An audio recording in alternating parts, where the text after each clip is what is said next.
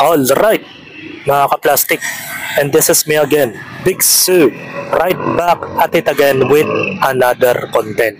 At itong tatalakayin natin, alam nyo na kung ano yung aking ipipictured video natin, mga ka-plastic. It's all about kay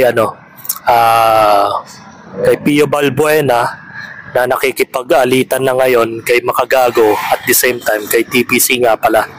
At dalawang vlogger laban sa isang vlogger na sumikat dahil sa kanyang pagiging online seller ng Tambay Cup, mga ka-plastic, which is ito po yun. Ang pinag-aawayan kasi dito is yung value ng Tambay Cup, mga ka-plastic. Bakit nga ba pinagkakainitan itong si Pio Balbuena ng dalawang vlogger na ito, which is si TPC at si MG? Kasi kung makikita nyo dito sa latest post ni Pio Balbuena, mga ka-plastic, ang halaga ng kanyang Tambay Cup ay umaabot na po sa 155,000. At kung makikita nyo sa caption ay binibid niya ito. In short, sinusubasta niya. At hindi po siya nagbebenta ng basta-basta. At dahil highest value po siya, dahil sa limited daw ang kanyang design, at maganda raw yung tela at ang pagkakagawa, so hindi daw siya basta-bastang cup lang na binibenta sa Divisoria. At maraming natatawa at maraming namamangha about kay Pio Balbuena. Kasi ang kanyang merch na Tambay Cup ay ginagawa niya is sinusubasta niya na umaabot naman ng humigit kumulang 155K. So hindi ko alam kung paano na napapaabot ng ganyang kalaking halaga sa isang kaperasong sombrero lamang, mga ka-plastic. So may mga nagko-comment sa kanyang post. Sabi nga nito ni Kuya Josh, paano mo ba pinipresyohan ng cup mo, Pio? Anong guidelines mo sa legally? Kasi kung walang matinong basis ang ganyan kamahal na presyo, ang labas lang ay nag-hype ka lang. May mga halaga na ba ang pirma mo? Baka sabihin mo na sino ba ako? Wala lang ako eh. Pero gusto ko lang mag-gets kung paano ginagawa ang presyohan ng merch mo. So narami na ako curious, mga ka-plastic, kung bakit nga naman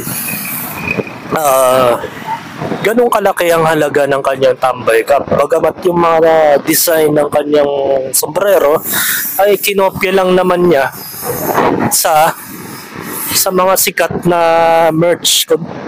Lalo-lalo na ibigyan ko kayo ng halimbawa, which is yung NBA. Ay ang mga design ng NBA ay kinuhaan niya mismo sa kanyang design. Kumbaga may copyright na. At napapabalitaan ko yung mga nakarang araw, mga ka-plastic, pinipirata daw ng mga ibang tao kanyang merch na Tambay Cup. Natural, mangyayari yan since nagtitrending ka sa social media.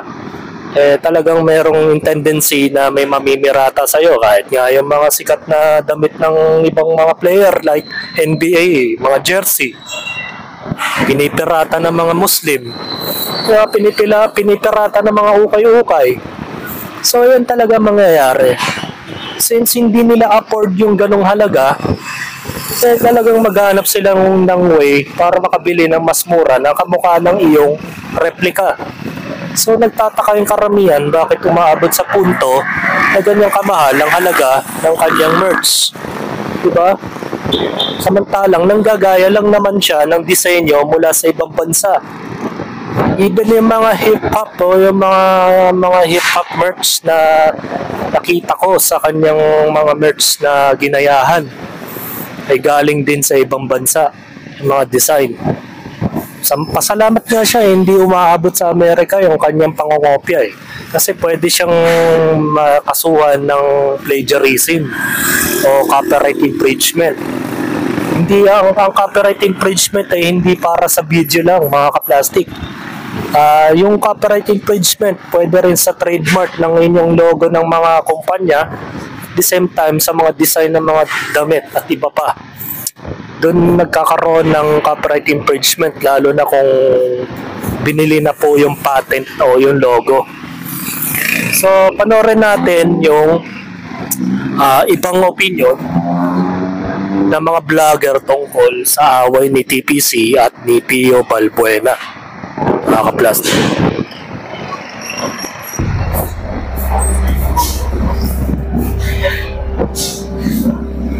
Na yung mga dating tambay na naging mayaman, hindi naman sila yumaman dahil sa pagiging tambay nila, no? Yumaman sila dahil nag-decide sila na hindi na ako magiging tambay ngayon, may gagawin na ako sa buhay ko. Viral ngayon ang naging reaksyon ni Pio Balbuena sa kung anong naging opinion ni TPC nga pala tungkol sa branding ng Tambay Cup. Kung matatandaan sa isang interview kay Pio, ibinahagi nga nito kung magkano ang presyo ng mga nauna niyang release na Tambay Cup. Ang unang batch ng Tambay Cups na inilabas noon nang magsimula siyang magbenta ay 1,000 at 1,000 na piraso lang ito. Kwento ni Diba?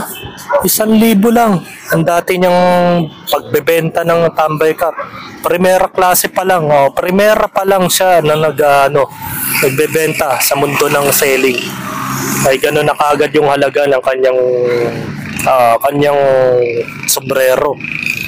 So, ibig sabihin nun, hindi niya kasi pinapaliwanag kung bakit ganun kamahal samantalang hindi naman ganun kasikat o ganun ka-trademark ang kanyang pangalan. Lalo-lalo na nagsimula lang naman siya sa pagiging vlogger ng mga panahong pandemya, mga kaplastic, which is yun nga, ginamit niya si Balong, di ba? Si Balong kasi ginamit niya as artist para sa kanyang vlog na kasagsagan ng pandemya. Kaya nauso yung salitang tambay dahil yung araw na yon maraming tao nawalan ng trabaho sa kasagsagan ng pandemya. Kaya lumabas yung kanyang Facebook page na Pio Balbuena na umabot naman ng million followers at maraming nagbi-views dahil ng mga panahong yon talagang ang libangan naman ng tao nung lockdown ay ang panonood ng social media. So sumikat si Pio Balbuena way back 2019 sa pagiging komedyante niya na ginayaan niya ng mga baga may mga ginayaan din siya mga komedyante, which is aminado niya na idol niya si Dolphy o sila Vic Soto at iba pa. The same time, yung sumikat na sila Balong at saka si dumami ang kanyang mga kaibigan at mga nakikipag-collab na sikat na vlogger din at the same time. Hanggang sa umabot sa puntong pinasok na niya yung mundo ng pagme-merch, which is yung Tambay Cup, mga kaplastic. So, nakakapagtaka, sa unang benta pa lang niya ng Tambay Cup, bakit umabot ng 1,000 ang isa? So, hindi naman niya may paliwanag kung bakit mahal. Ang sabi daw niya ay hindi basta-basta ang kanyang mga ginagamit na tela sa kanyang sombrero at baka maybe mga primera klaseng tela yan o yung mga materials, syempre laboring pa, diba? Hindi natin masisisi, baka may mga taong binayaran din siya para gumawa ng ganitong design. At the same time, di naman siya graphic designer, mga kaplastic Kaya may possibility na mayroon tao rin siyang inupahan para mag-design ng kanyang mga cup. Kaya nabenta niya sa halagang 1,000 sa unang labas pa lang ng design ng Tambay Cup niya. So ituloy natin yung video. sa hindi inaasahang pagkakataon, nagawa ng isang reseller na maibenta ang original na cup version 1 sa halagang 25,000 na naibenta sa isang Pilipino sa Singapore. Samantala na ibenta naman ng version 2 sa halagang 15,000. Talagang nag-hoard umano ang mga resellers ng Tambay Cup noon pa man. Parang ginto na kasi they hoard it. Those that carry my signature. Ang goal talaga namin dito, syempre, paingayin yung brand pero nagawa naman namin. Dagdag pa nito. Isa nga ring dahilan kung bakit nabuo ang Tambay Cup ay dahil sa vision ni Pio na bigyan ng pagkakaabalahan ang mga tambay. Sila nga ang naisip nito na magbebenta sana ng kanyang mga produkto bilang tulong na rin sa mga ito. Bilang tambay, posibleng ang tanging mabebentahan nga lang ng mga ito ay kapwa rin nila tambay. Ngunit sa mahal nga nito, hindi nga ito afford ng mga taong walang trabaho. Ngunit ano nga ba ang real talk? Aminado naman siya eh. Yun naman kasi yung sinabi niya before nung sa recent vlog niya na ang layunin niya kaya siya nagtayo ng ganong klaseng merch, which is para sa mga tambay na walang trabaho at mabigyan niya ng negosyo at hanap buhay ang mga tambay na kagaya nila. Pero unfortunately, dahil sa wala silang pampuhunan at wala silang kakayanan na kayang ibenta yung ganong kamahal na cup na hindi naman ganong kasikat, pero yun, ang nangyari, hindi napunta sa mga tambay yung kanyang mga pangarap na matulungan yung mga tambay. So, naging parang advocacy siya ng naging mga tambay na tao na walang trabaho, mga kaplastik. So, ang nangyayari, parang ina-advocacy niya na mga tambay ay mabuhay. Parang symbolic yan ng pagiging lazy ng isang Pilipino. Parang pag sinabing tambay ay yung mga Pilipino po yan. Maraming mga tao o maraming mga graduate dyan ng college na hindi nakakahanap agad ng trabaho, which is napupunta sa pagiging tambay. So paano pumasok si TPC sa buhay ni Pio Balbuena at ano ang nangyari? So panoorin natin yung video. Pahayag ni TPC na ikinapikon ni Pio. Sa isang video nga ni TPC ay may sinagot siyang komento ng isang netizen tungkol sa Tambay Cup ni Pio Balbuena. Diretsahan nga nitong sinagot na hindi umano siya fan ng Tambay Cup sa napakaraming rason. Una ay dahil hindi daw siya ang target market ito dahil hindi naman daw siya tambay, dahil madami siyang pinapakaabalahan. Hinighlight nga din dito ni TPC ang isang post ni Pio tungkol sa tambay. Ani Pio, hindi nyo lang matanggap na may value na mga tambay ngayon. Hindi nyo lang matanggap na hindi na mga basura ang tingin sa mga tambay ngayon. Kaya sige lang, mangangarap lang kami palagi. So, deeper meaning doon is ang sinasabi kasi ni TPC doon sa kanyang sa komento about sa tambay. So, para kasing ina-advocacy nga ni Pio Balbuena mga tambay na ina-exploit niya na maging tambay na lang at wag na mangarap at wag na mag-aral, wag trabaho, maghanap buhay o so on and so forth. So, ganun kasi yung point of view ni TPC. So, sabi nga ni TPC sa kanyang video, hindi niya pinangarap maging tambay bagkus meron na siyang ginagawa sa buhay, mga kaplastik.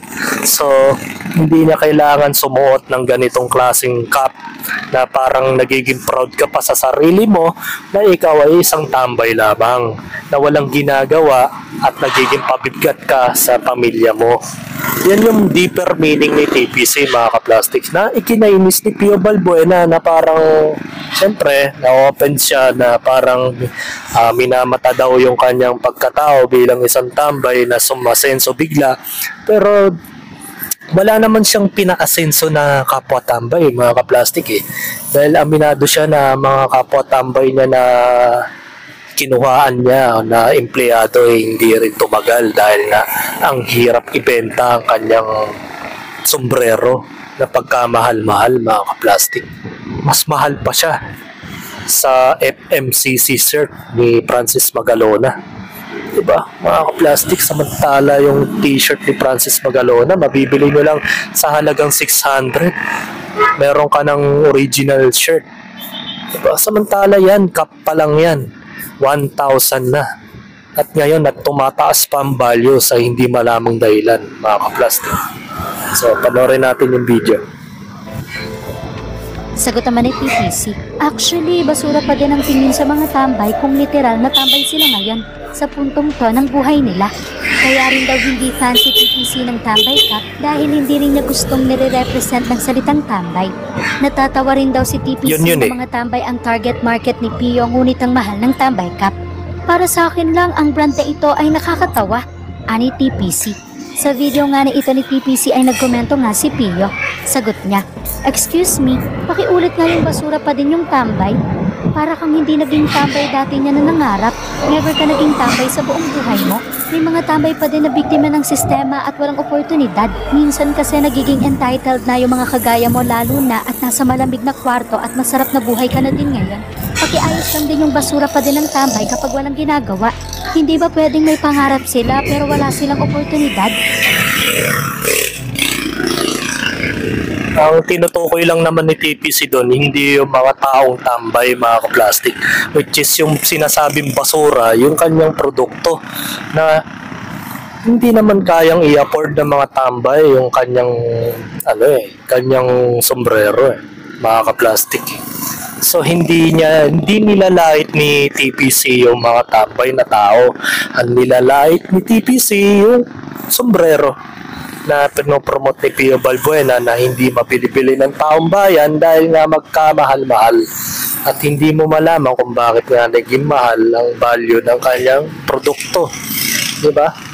So kung talagang advocate ka ng mga taong walang trabaho at gusto mo makatulong sa kapwa tambay, ay dapat babaan mo yung value ng sombrero mo. Kahit man lang umabot sa 550, okay na yun O kaya 450, ganun. Diba? Para masabing makatulong ka sa mga tao na hindi nakakapaghanap buhay. Kasi ginagamit mo kasi yung pagiging tambay ng isang tao, yung mga taong walang trabaho, ginagamit mo yung emosyon nila para suportahan kanila. Pio Balbuena. Yun kasi yung point of view dyan. Sinusuportahan ka nila, the more na supported, the more na tumataas ang engagement mo at sumisikat ka. At ikaw lang ang yumayaman at hindi yung mga taong sumusuporta sa'yo. Yan ang tatanda mo, Pio. Kaya magpahanggang ngayon, hanggang pagsiselling ka lang sa online ang kaya mong gawin. Pero hindi mo kayang sumabak sa mga kiosk o sa mga mall na magbenta ng iyong produkto dahil nga hindi naman siya branded. Diba?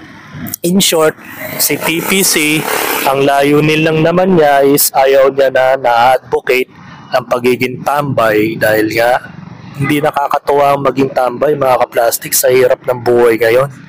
Ang hirap maghanap ng trabaho, minsan palakasan pa. Diba? May mga backer system pang nangyayari. Kahit na may ability ka, kung wala ka namang connection, hindi ka makakahanap na maayos na trabaho. Ganun ang nangyayari dito sa Pilipinas. Mas maganda pa nga dun sa New Guinea o kaya sa Luxembourg tsaka sa Singapore Where hindi ka nakapagtapos ng kolehiyo, tanggap ka nila. Bibigyan ka nila ng trabaho at ang sasahurin mo doon, more or less, 5 to 6 digit na pera. Nakaka-plastic, so deeper meaning na talagang napakaganda ng ekonomiya dun sa bansa na yun, na kumpara dito na napakaliit ng kontinente ng Pilipinas, hindi pa kayang paunlarin dahil maraming magnanakaw dito sa Pilipinas mga tarantadong mga politiko na nagpapayaman at ginagamit yung budget o yung mga tax ng mga Pilipino. At the same time, pag nakuha na nila yung tax na yon, bigla na lang magsising alisan sa bansa na ito at mamumuhay ng tahimik sa ibang bansa at nagpapasarap habang ang mga kapwa Pilipino nila ay naghihirap dala ng bagyo at baha at sa mga nagmamahalang bilihin. Kaya umaabot sa punto na maraming tambay sa Pilipinas. So hanggang dito na lang ang aking opinion. Umahaba na rin ang aking video. And this is me again, Big Sue, lagi nagsasabing ang mga plastic ay matagal mabulok dahil ang mga plastic ay toxic. Kaya, what's up mga ka-plastic? And this is Cambid, commentary video ng video live stream. Signing out. Alright. Mga ka-plastic, kung nagustuhan nyo ang aking video, isubscribe nyo lang ang aking channel. At the same time, i-hit nyo rin ang notification bell at yung all para ma-notify kayo sa aking susunod ko pang video sa aking YouTube channel. Maraming salamat po mga ka-plastic.